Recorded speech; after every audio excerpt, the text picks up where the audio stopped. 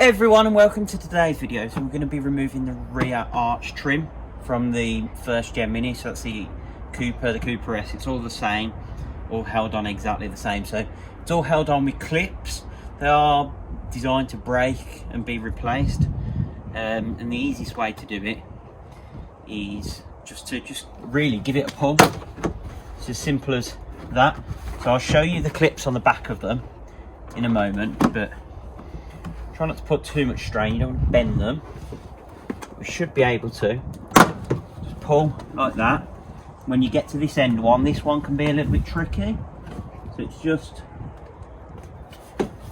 giving that pull. Get your fingers behind and off the clip.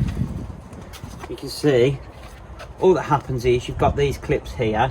They just press onto each of these, and then either end there's a clip that hooks on that goes into each of those holes, and it's as simple as that. So if yours is damaged or you want to paint them, body coloured, etc., that's how you remove them. Super easy.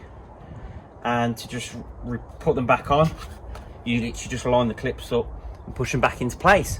So that's the rear arches removed. Thanks for watching. We'll see you in the next video.